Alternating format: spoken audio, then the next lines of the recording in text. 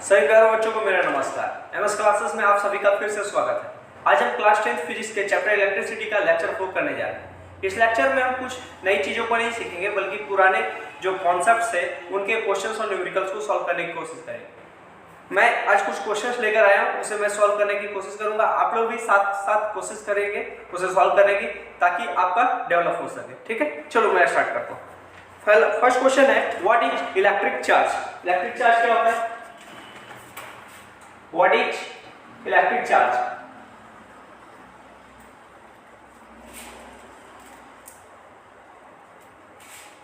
What is electric charge? मुझे वैसे बताने की जरूरत नहीं इलेक्ट्रिक चार्ज क्या होता है, क्योंकि आप लोगों को पता है इलेक्ट्रिक चार्ज के बारे में। इलेक्ट्रिक चार्ज किसे कहते हैं? इलेक्ट्रिक चार्ज किसी भी मटेरियल या मैटर का वह प्रॉपर्टी है जो उसको किसी दूसरे बॉडी से अट्रैक्ट या रिपेल करने में हेल्प करता है, या फिर एक ऐसा प्रॉपर्टी जो इलेक्ट्रॉन्स के डेफिशिएंसी या फिर एक्सेस के कारण आता है। ओके, उसे ही हम क्या कहते हैं? इलेक्ट्रिक चार्ज कहते हैं। लिख लेते हैं फिर से। It is the property of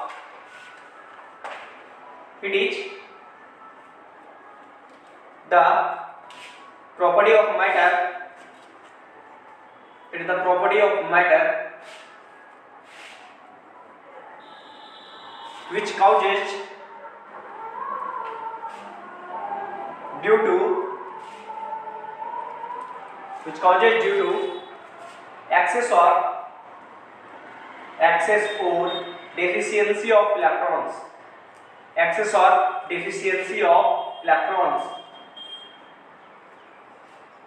okay. या फिर सेकंड इसका एक और बताया था पहले, और it is the property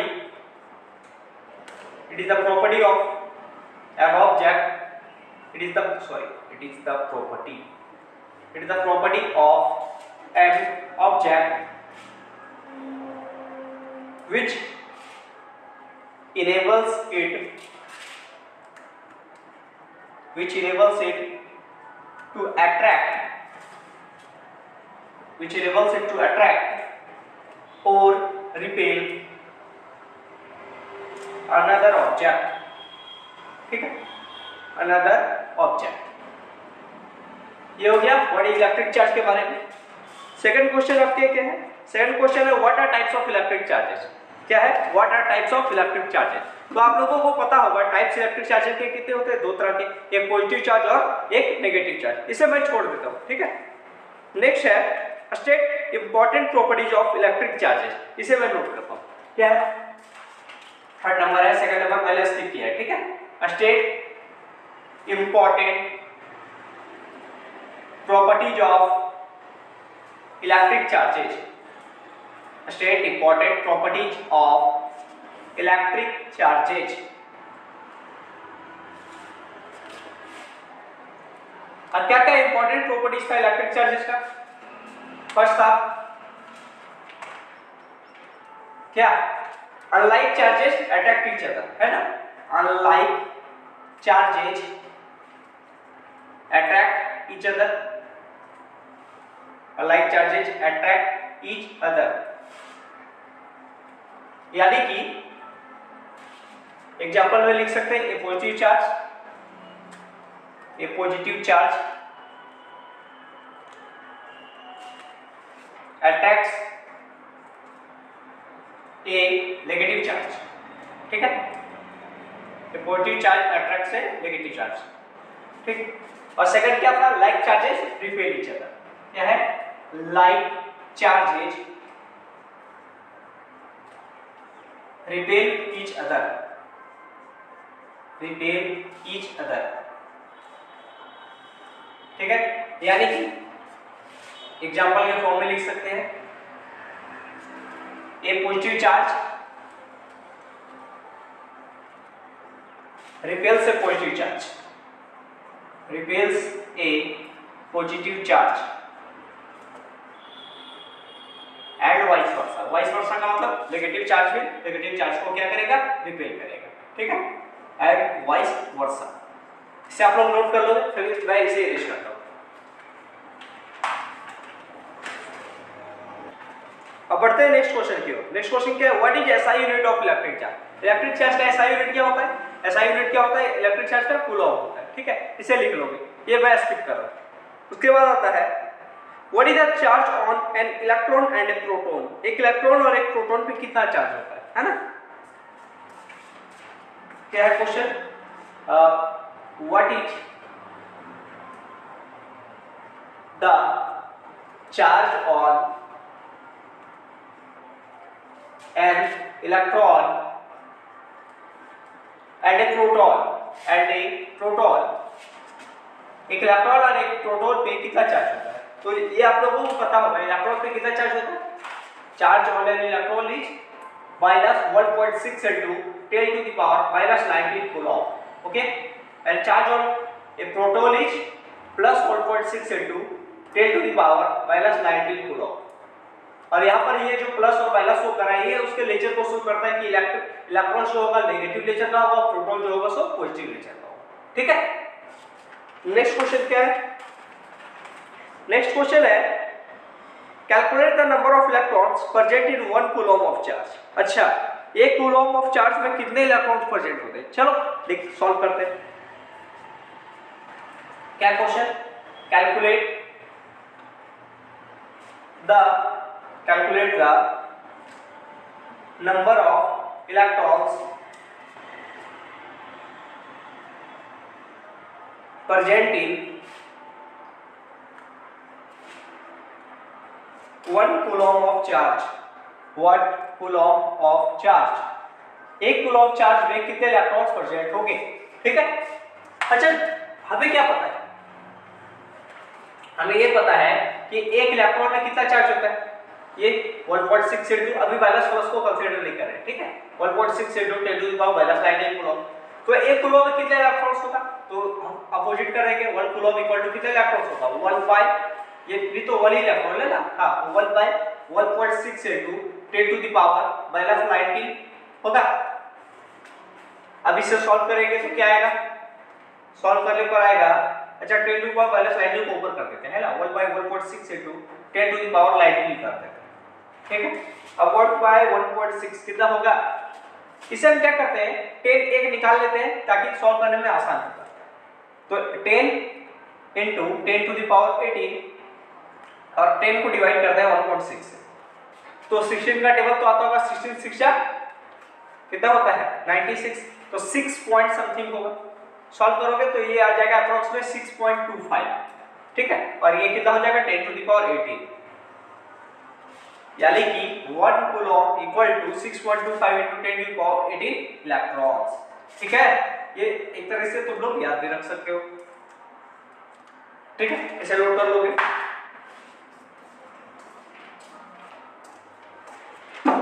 electric charge से रिलेटेड बस इतना ही क्वेश्चन है। अब हम बढ़ते हैं कंडक्टर्स और इंसुलेटर्स की ओर। फर्स्ट क्वेश्चन है what are conductors, give examples. Conductors किसे कहते हैं, उसके एग्जांपल्स देने। कंडक्टर्स किसे कहते हैं? वैसे सभी मटेरियल्स जो इलेक्ट्रिसिटी या इलेक्ट्रिक चार्जेज को अपने थ्रू पास होने देते हैं उसे हम क्या कहते हैं? कंडक्टर्स कहते हैं, ठीक है। वैसे सारे मटेरियल्स जो क्या करते हैं, इलेक्ट्रिक चार्जेज और इलेक्ट्रिसिटी को अपने थ्रू पास होने देते हैं, उसे क्या कहते हैं? हम कंडक्टर्स कहते हैं। एग्जांपल्स में मेटल्स में जैसे बात करें तो सिल्वर हो गया, कॉपर हो गया, एल्युमिनियम हो गया, ये तीनों क्या है? बेस्ट कंडक्टर्स है ना। लिख लेते हैं what are conductors. What are conductors, what are conductors? Give examples, give examples।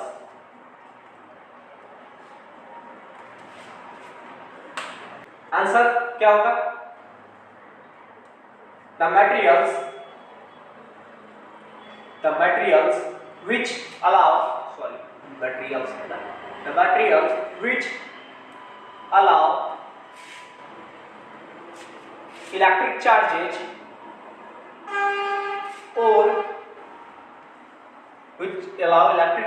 or electricity to pass through them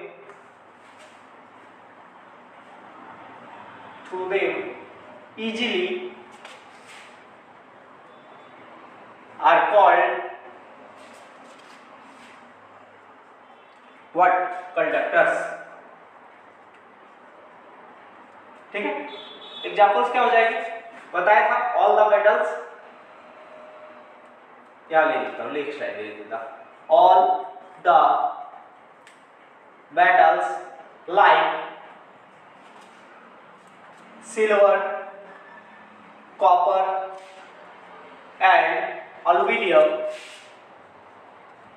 are conductors, aluminium are conductors, ठीक है। नेक्स्ट क्वेश्चन क्या है, नेक्स्ट है which non metal is also used as a conductor. अच्छा, ऐसा कौन सा non metal है जो कंडक्टर के जैसा यूज होता है, पता होगा। कार्बन का वो क्या है, फॉब है, एलोट्रॉप है, क्या है वो, ग्रेफाइट है ना। ग्रेफाइट क्या है, एक तरह का ऐसा नॉन मेटल है जो कंडक्टर के जैसा भी यूज होता है, ठीक है। क्वेश्चन लिखते हैं क्या है, which non-metal is also used as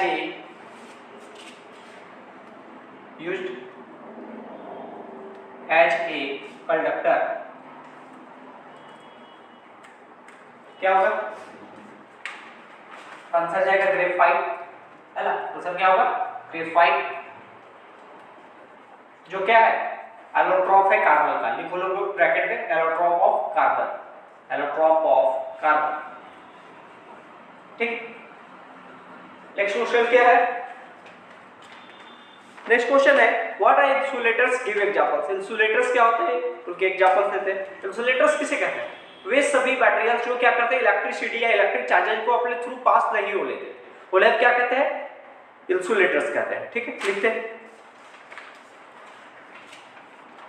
what are insulators,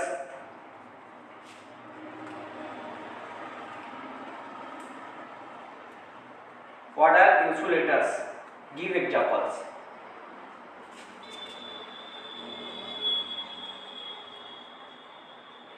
ठीक, इंसुलेटर्स किसे कहते हैं उसके एग्जांपल्स दे दें।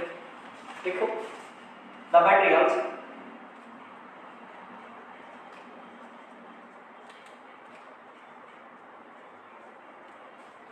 which do not allow, है ना, which do not allow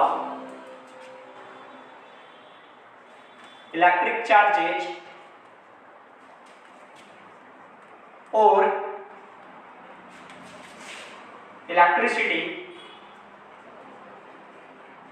electric charges or electricity to pass। क्या बताया मैंने, the materials which do not allow electric charges or electricity to pass through them are called insulators, है ना। वे सभी materials जो electricity या इलेक्ट्रिक चार्जेस को अपने थ्रू पास नहीं होने देते उन्हें हम इंसुलेटर्स कहते हैं। एग्जांपल्स क्या क्या लिख सकते हो, एग्जांपल्स हो जाएगा आपका वुड हो गया, ठीक है, इबोनाइट हो गया, रबर हो गया, बहुत सारे एग्जांपल्स हैं, इबोनाइट, रबर एक्सेट्रा। जनरली जितने भी नॉन मेटल्स होते हैं सारे के सारे क्या होते हैं, इंसुलेटर्स होते हैं, ठीक है, सिर्फ ग्रेफाइट को छोड़कर। नोट कर लोगे, फिर मैं इसे रीच करता हूं।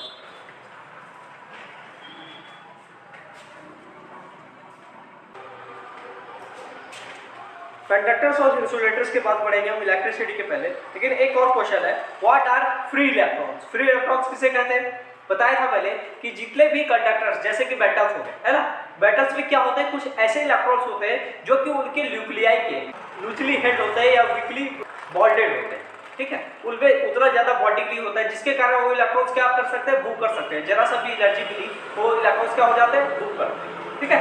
जैसे कि देखते हैं what are free electrons,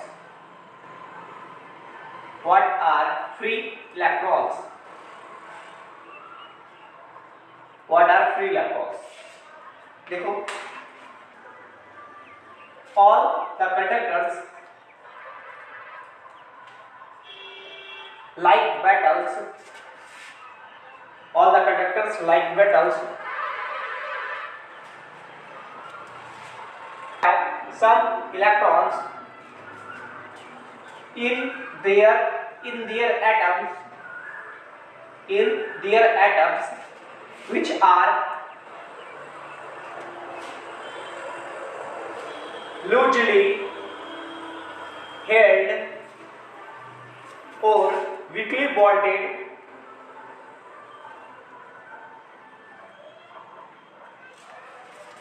with their nuclei.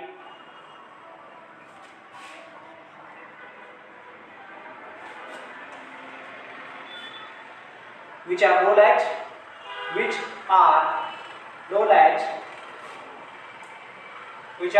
known as free electrons.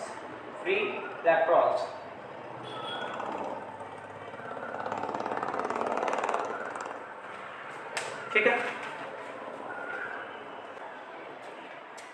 Next question है what are the types of electricity, explain it. Okay, तो टाइप्स ऑफ इलेक्ट्रिसिटी पहले कितने बताए थे? दो तरह के, एक स्टैटिक और एक करंट। स्टैटिक इलेक्ट्रिसिटी पे जो चार्जेस होते हैं, इलेक्ट्रिक चार्जेस, वो रेस्ट पर होते हैं, और करंट इलेक्ट्रिसिटी पे जो इलेक्ट्रिक चार्जेस होते हैं वो मोशन में होते हैं। लिख लेते हैं what are the types of electricity. What are the types of electricity. What are the types of electricity? Electricity के कितने टाइप्स होते हैं, एक्सप्लेन करना है ना। देखोगे there are two types of electricity. There are two types of electricity.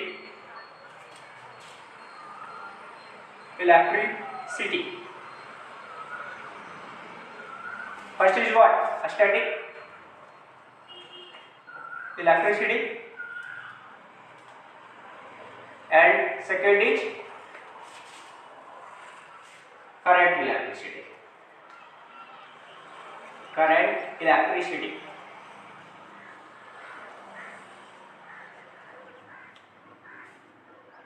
Static electricity पे electric charges rest पे होते हैं। लिखते हैं in this type of electricity,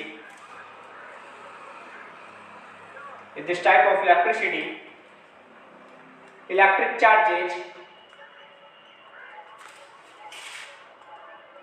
charges remain at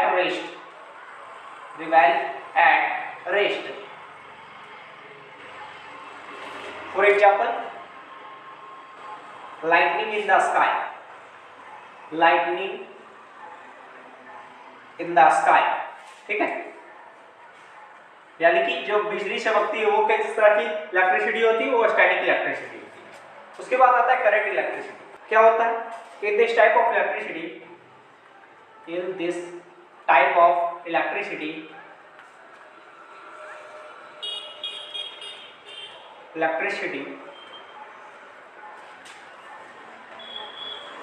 electric charges are in motion.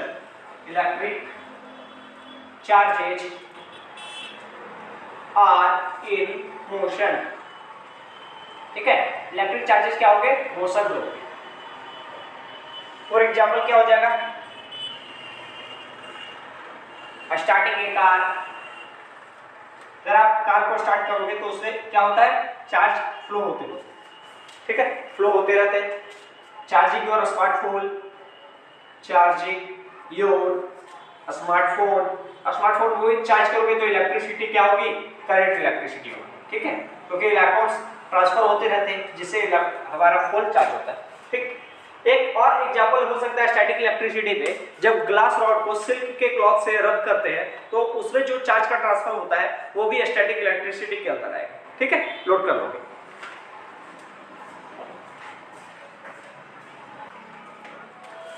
अब हम इलेक्ट्रिक पोटेंशियल और potential difference को देखेंगे, ठीक है। पहला क्वेश्चन है define electric potential and potential difference.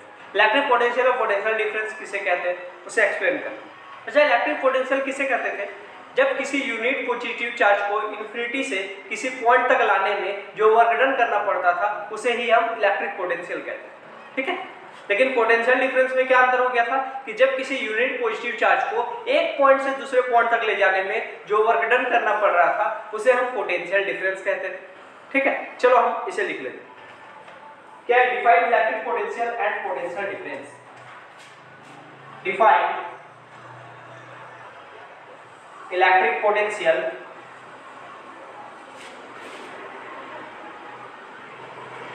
And potential difference.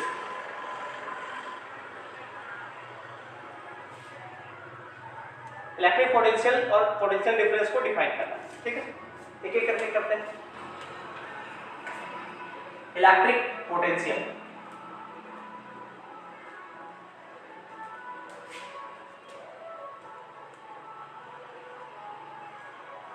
देखोगे electric potential at a point, electric potential at a point in electric field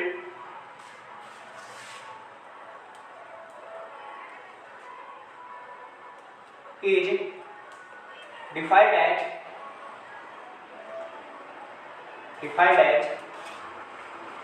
the work done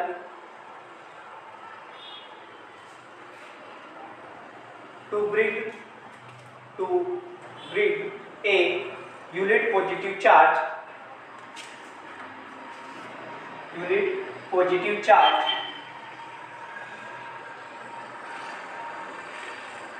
from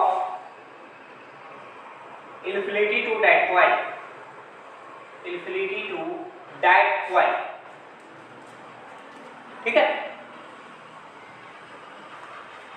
और electric potential के बाद आता है potential difference.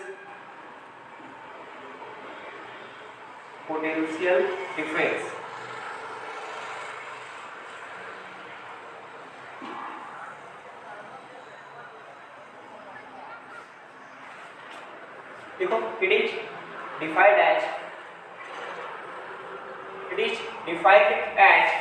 the work done,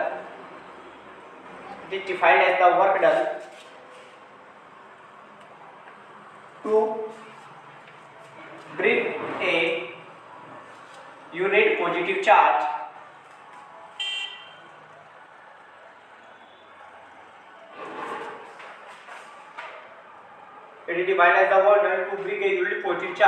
from one point to another point,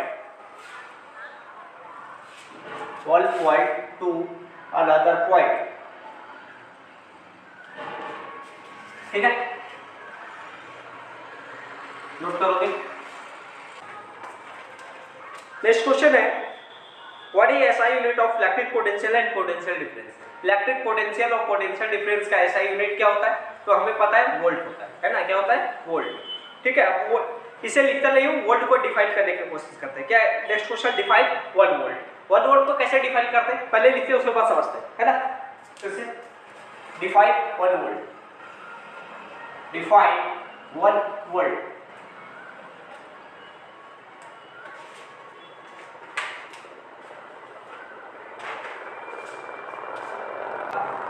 Potential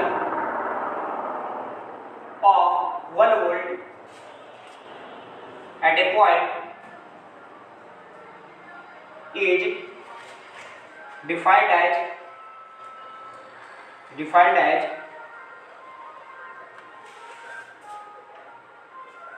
the work done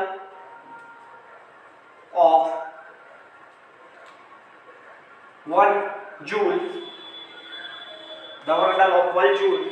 to bring a unit positive charge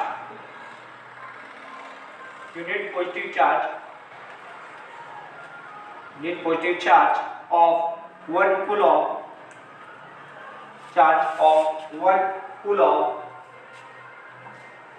from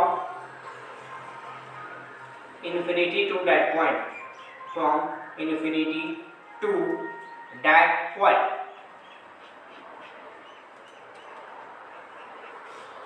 मतलब कि 1 volt को किसी point पे इस तरह से डिफाइन किया जा सकता है कि 1 जूल वर्क डन करना पड़ेगा किसी यूनिट पॉजिटिव चार्ज को, जो कितना है 1 कूलॉम, मतलब 1 कूलॉम यूनिट पॉजिटिव चार्ज को 1 जूल वर्क डन करने पर इन्फिनिटी से उसी पॉइंट तक लाने में जो पोटेंशियल लगता है उसे क्या कहते हैं? 1 वोल्ट कहते हैं।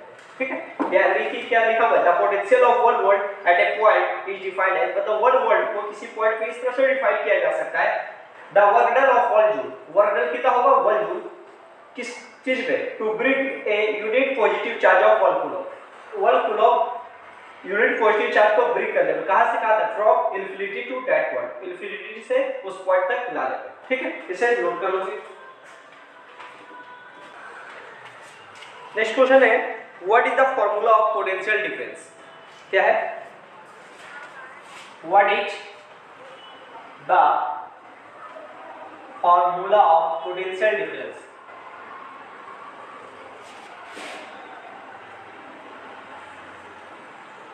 पोटेंशियल डिफरेंस,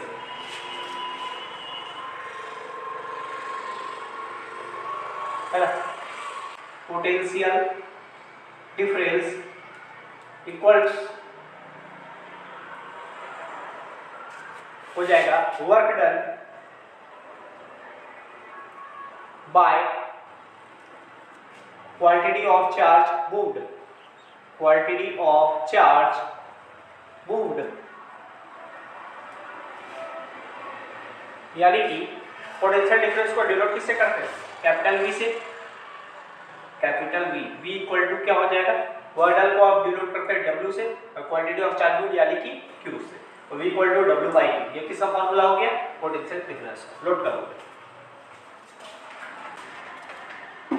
नेक्स्ट क्वेश्चन है, which device is used to measure potential difference, how it is used, potential difference को मेजर करने के लिए हम किस डिवाइस का यूज करते हैं और इसे यूज कैसे किया जाता है, लिखते हैं। आप लोगों को पता होगा पोटेंशियल डिफरेंस को मेजर करने के लिए हम किसका यूज करते हैं, वोल्टमीटर का, और वोल्टमीटर को सर्किट के हम पैरेलल सेट करते हैं, जहां भी जिन दो पॉइंट्स के बीच में हमें पोटेंशियल डिफरेंस मेजर करना होगा उन दो पॉइंट्स के हम क्या करेंगे, पैरेलल में वोल्टमीटर को कनेक्ट कर देंगे, जिसके थ्रू हम क्या कर सकते हैं, वोल्टेज या फिर पोटेंशियल डिफरेंस को हम मेजर कर सकते हैं। ठीक है, लिखते हैं, which device is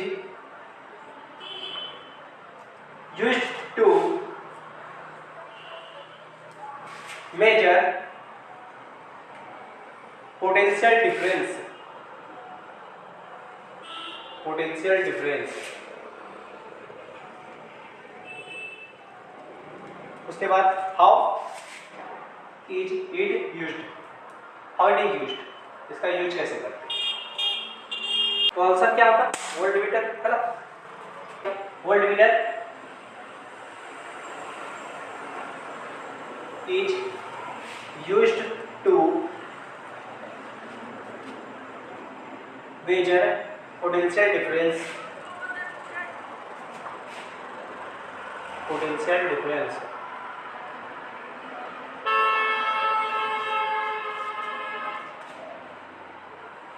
to collect the voltmeter, to collect the voltmeter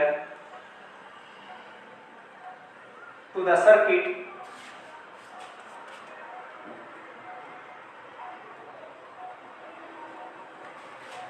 we should collect it, we should collect it to parallel to the circuit, parallel to the circuit, to collect the voltmeter to the circuit we should collect it to parallel to the circuit between two points, between two points where the potential difference, where the potential difference is measured, is measured,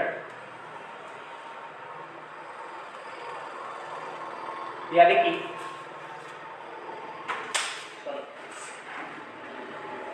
suppose ये एक circuit है जिसमें एक resistor है ना, इसके अलावा हमें क्या करना है, पोटेंशियल डिफरेंस को मेजर करना है, दो पॉइंट्स ले लेते हैं ए और बी, अभी दो पॉइंट्स के बीच में हमें पोटेंशियल डिफरेंस को मेजर करना है, तो पोटेंशियल डिफरेंस को इसको पैरेलल शिफ्ट करना पड़ेगा, पैरेलल लगाना पड़ेगा, है ये वोल्टमीटर आपका हो गया, ये प्लस ये माइनस, ठीक, वोल्टमीटर कलेक्ट कर दिए। अब इसके थ्रू ये वोल्टमीटर क्या करेगा, इस कंडक्टर का या इस रेसिस्टर का वोल्टेज चेक कर सकता है। ठीक है, जो करो। नेक्स्ट क्वेश्चन है, give the another name for potential difference. Potential difference का अनदर नेम क्या होता है, वोल्टेज। ठीक है, लिख लो, शायद भूल जाओ। Give the another name for potential difference, CL difference.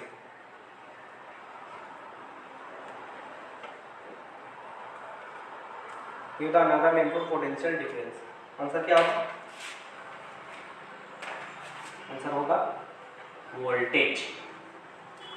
Voltage, ठीक है, नोट कर लो।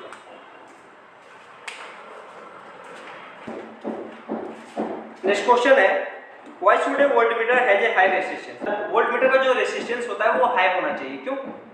क्योंकि वोल्टमीटर का रेजिस्टेंस अगर हाई नहीं होगा तो उसके थ्रू क्या होगा, इलेक्ट्रिक करंट पास हो जाएगा, और इलेक्ट्रिक करंट पास होने के बाद वोल्टमीटर का जो वोल्टेज हो सकता है उसमें डाइवर्जन हो सकता है। ठीक है, वो कम ज्यादा बता सकता है, एक्यूरेट नहीं बताएगा। ठीक है, तो वोल्टमीटर में अगर रेजिस्टेंस को हम हाई रखेंगे तो नेग्लिजिबल करंट पास होगा, और नेग्लिजिबल करंट पास होने के बाद वोल्टेज वो क्या करेगा, एक्यूरेट दे पाएगा। ठीक है, चलो इसे लिखते हैं।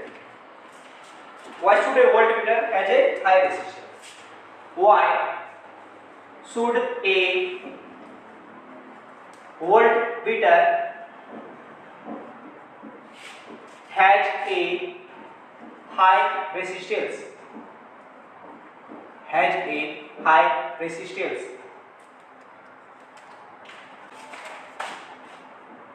A voltmeter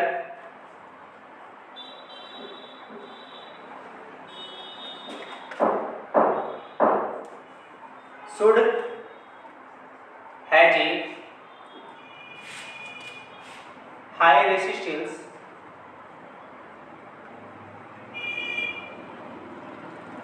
to avoid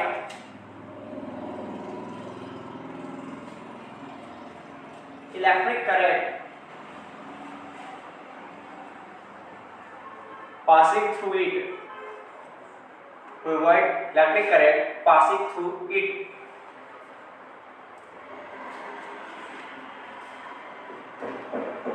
High resistance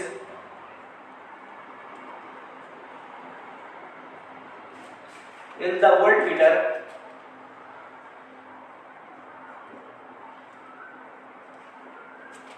controls the electric current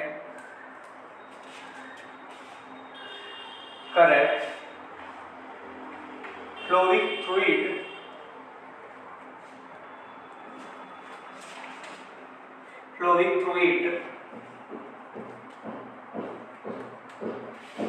and negligible current passes through it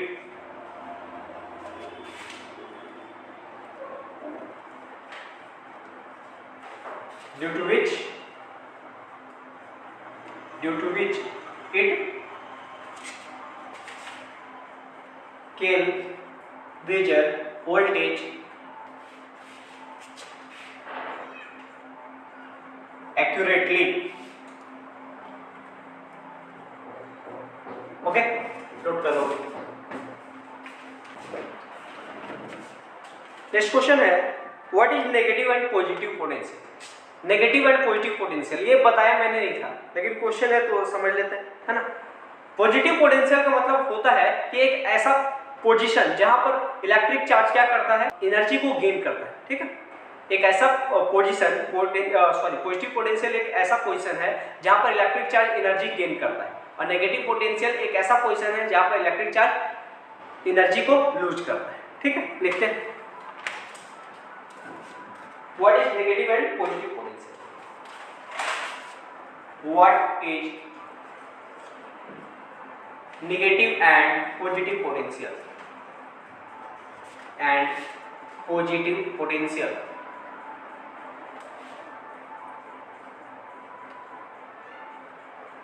negative और पॉजिटिव पोटेंशियल के बीच में क्या डिफरेंस है? जब नेगेटिव और पॉजिटिव पोटेंशियल कहते किसे? पहले लिखते negative potential. Negative potential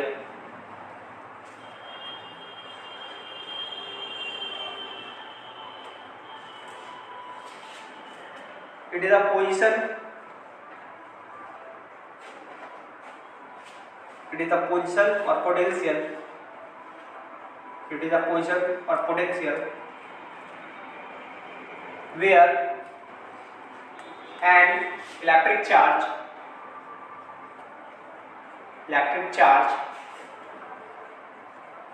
loses energy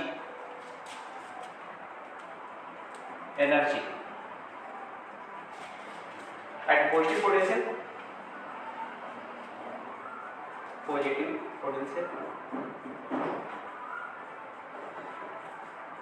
the position of potential, it is the position or potential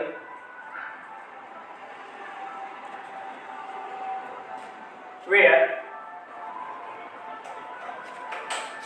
an electric charge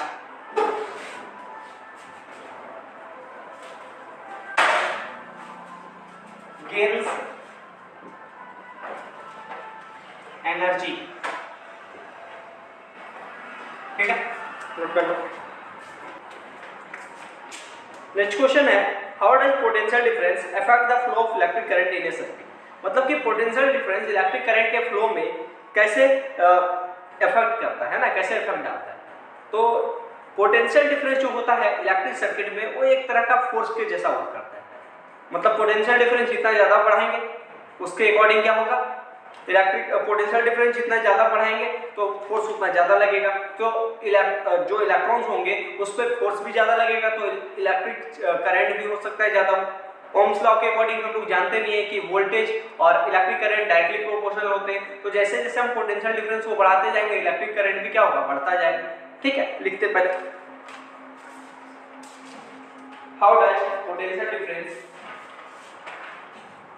how does potential difference affect the flow of electric current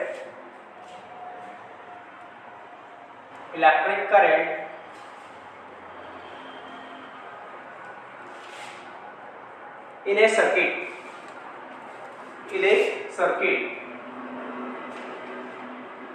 ठीक, लिखते हैं, potential difference in A circuit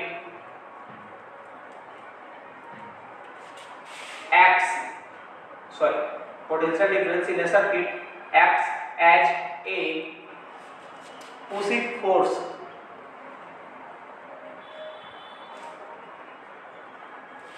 which pushes electrons to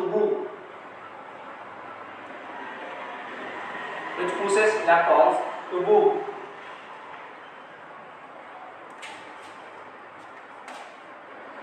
when the potential difference is low, then it implies very less force on the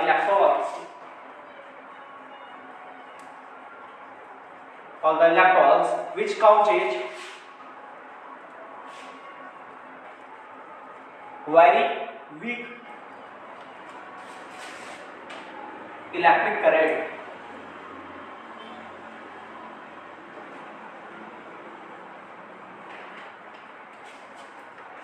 On the other hand,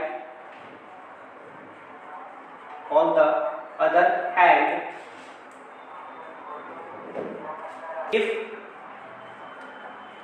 potential difference is high, then it implies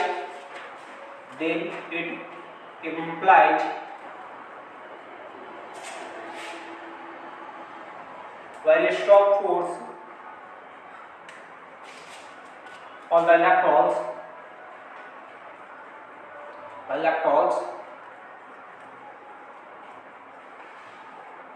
which causes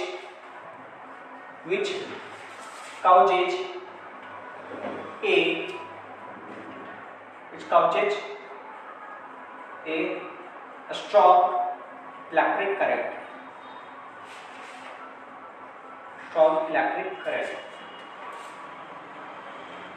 ठीक है, note कर लो।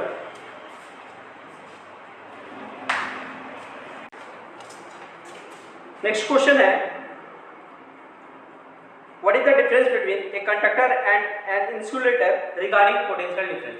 मतलब कि potential difference के basis पे आप किसी भी कंडक्टर या इंसुलेटर को कैसे डिफाइन कर सकते हो। ठीक है, तो जैसे कि पोटेंशियल डिफरेंस हमने अभी जस्ट पढ़ा कि पोटेंशियल डिफरेंस क्या करता है, फोर्स के जैसा वर्क करता है, और कंडक्टर्स में फ्री इलेक्ट्रॉन्स होने के कारण उस पर फोर्स क्या होगा, इजीली वर्क करेगा, है ना। फ्री इलेक्ट्रॉन्स है तो वर्क जल्दी करेगा, इसके कारण क्या होगा, स्ट्रॉन्ग इलेक्ट्रिक करंट पास होता है किससे, कंडक्टर के through.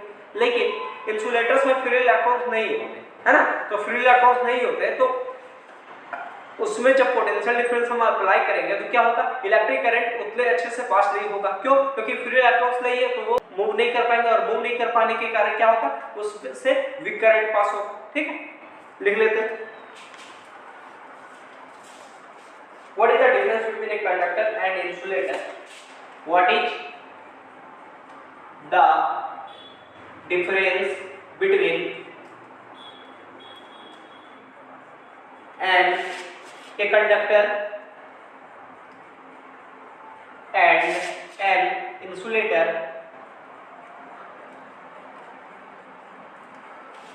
regarding of potential difference.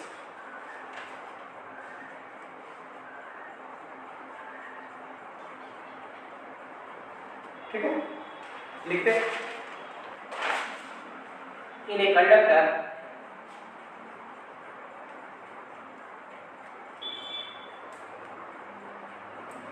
There are free electrons which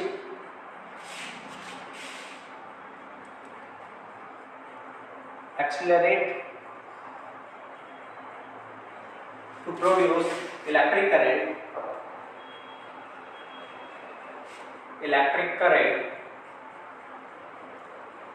with potential difference is applied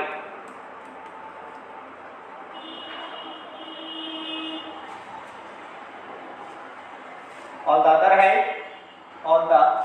other hand in an insulator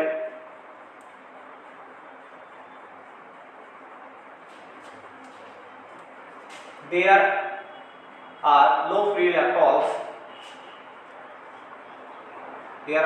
electrons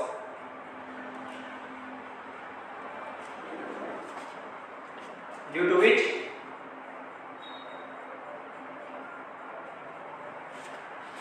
it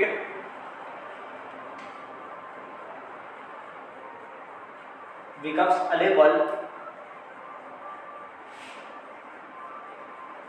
to flow electric current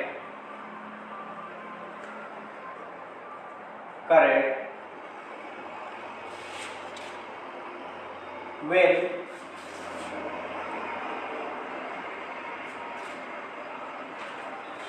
potential difference is applied. ठीक है, अब potential difference ज्यादा करेंगे तो conductor से electric current ज्यादा पास होगा, लेकिन यहाँ पर पोटेंशियल डिफरेंस ज्यादा करने पर भी इलेक्ट्रिक करंट पास नहीं होगा क्योंकि कोई भी फ्री इलेक्ट्रॉन्स प्रेजेंट नहीं है। चलो इसे नोट कर लोगे। उसके बाद हम कुछ न्यूमेरिकल्स को सॉल्व करेंगे। ठीक है, उसके बाद लेक्चर को खत्म करेंगे।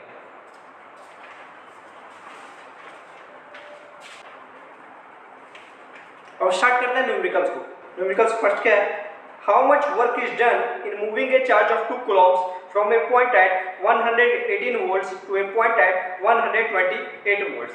क्वेश्चन लिखते हैं उसके बाद समझते हैं। ठीक है, क्या question, how much work is done, how much work is done in moving a charge of 2 coulombs, in moving a charge of 2 coulombs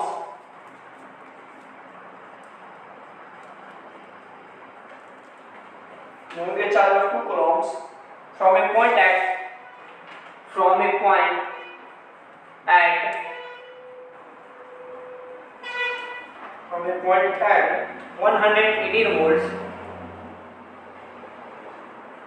to a point at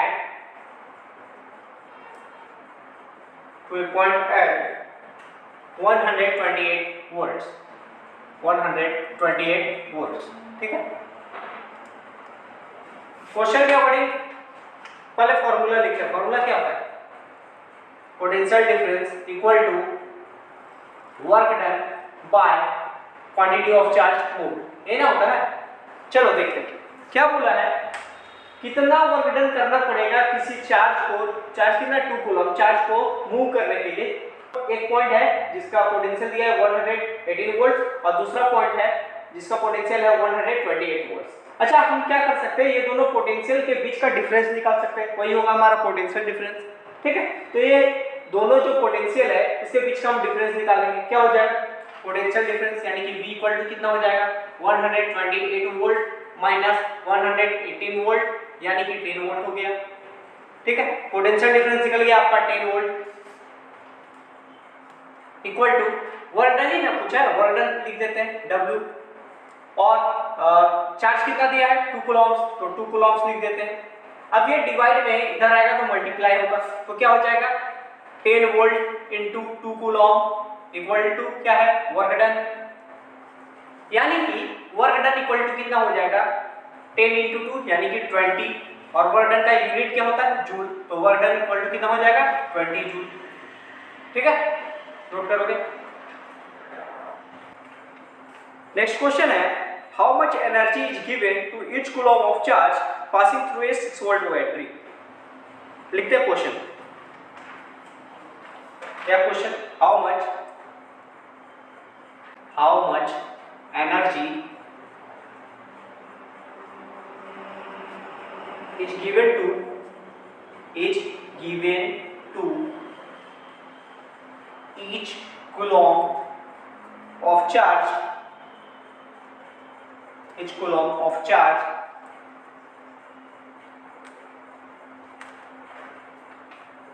passing through a 6 volt battery, passing through a 6 volt battery।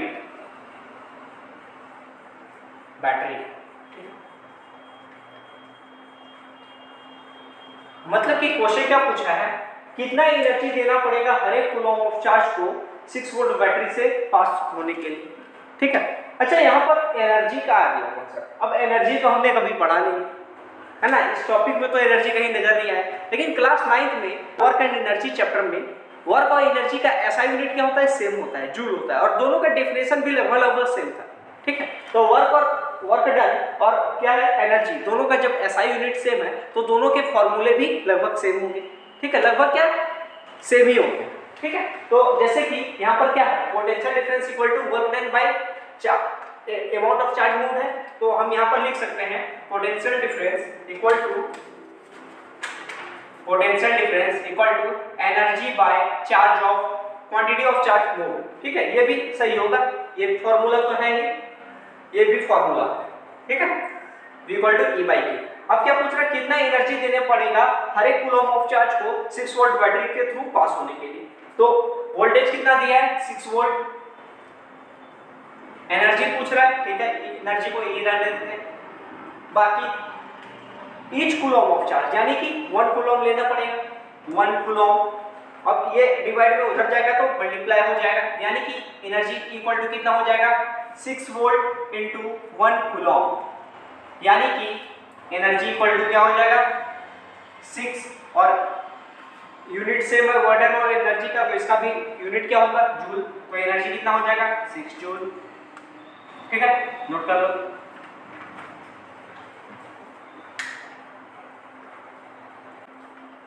Next question है, calculate the work done in moving a charge of 4 coulombs from a point at 220 volts to another point at 230 volts। ये question भी first वाले question के जैसा ही, ठीक है, solve करते हैं। Calculate the work done, calculate the work done in moving a charge of 4 coulombs in moving a charge of 4 coulombs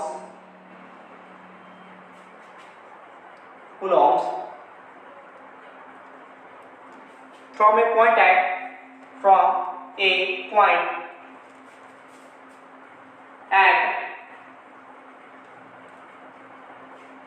220 volts to another point at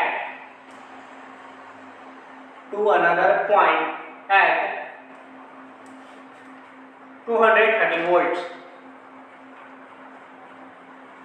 same question है, ठीक है। क्या करेंगे हम, सबसे पहले फॉर्मूला लिखते हैं। वर्क डन इक्वल टू क्या हो जाएगा, sorry work done potential equal to क्या हो जाएगा, work done by quantity of charge moved. जितनी बार फॉर्मूला लिखोगे बोलते हुए लिखोगे ताकि याद हो जाए, ठीक है। Potential difference equal to work done by quantity of charge moved, V equal to W by Q, ठीक है। अब इस फॉर्मूला को बनाते हैं। क्या बोला है, वर्क डन निकालना है।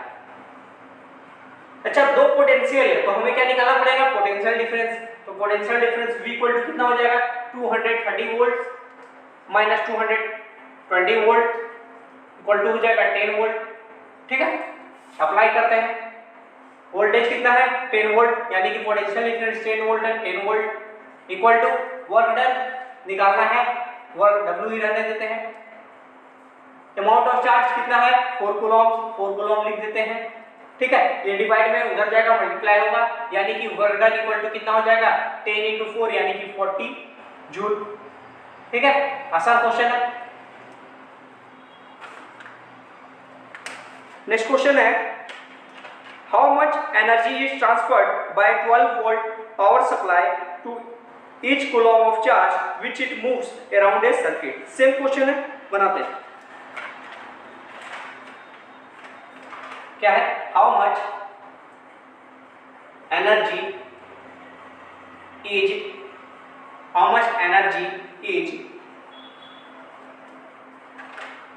transferred by 12 volt by a 12 volt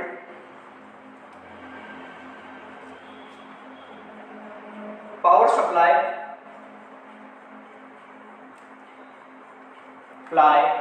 to each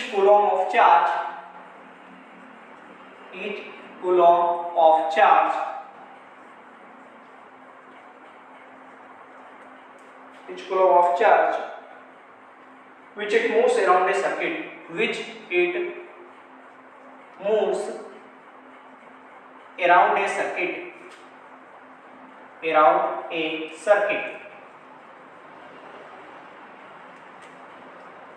फिर से वही सवाल है ना।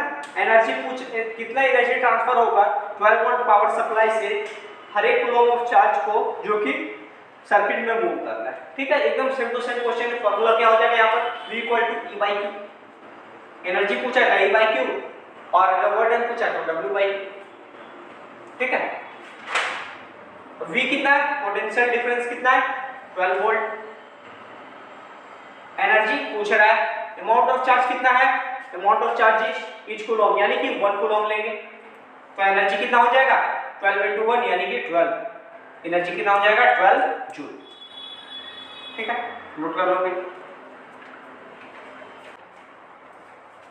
अब हम बढ़ते हैं लेक्चर के लास्ट क्वेश्चन की तरफ, लास्ट न्यूमेरिकल की तरफ। क्या है, what is the potential difference between the terminals of a battery if 250 joules of work is required to transfer 20 coulombs of charge from one terminal of the battery to the other। क्या है question, लिखते हैं। What is the potential difference between the terminals of a battery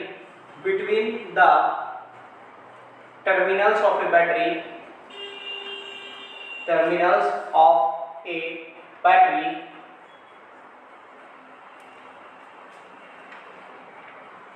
between the terminals of a battery if 250 joules of work is if 250 joules of work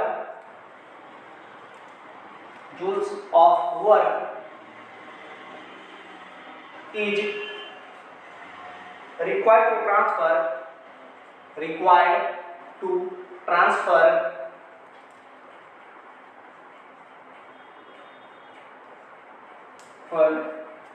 20 coulombs of charge 20 coulombs of charge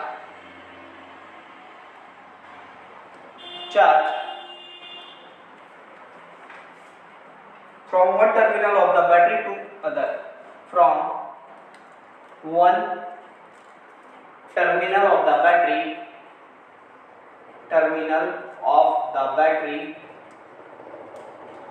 to other.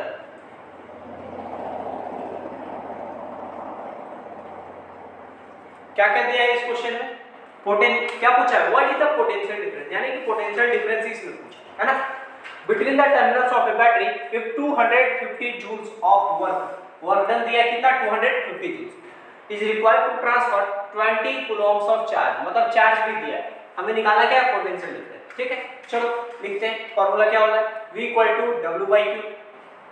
ठीक है, अब potential difference पूछा है तो W work done कितना है 250 joules और amount of charge कितना है, अमाउंट ऑफ चार्ज है 20 coulombs, यानी कि 20 coulombs।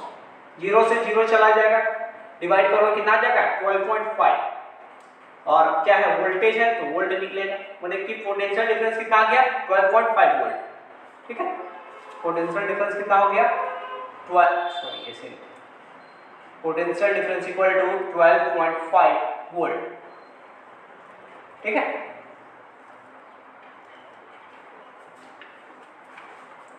अगर सेशन अच्छा लगा हो तो लाइक करना मत भूलना, चैनल को सब्सक्राइब कर लेना ताकि लेटेस्ट अपडेट्स मिलते रहे। थैंक यू, मिलते हैं नेक्स्ट लेक्चर में।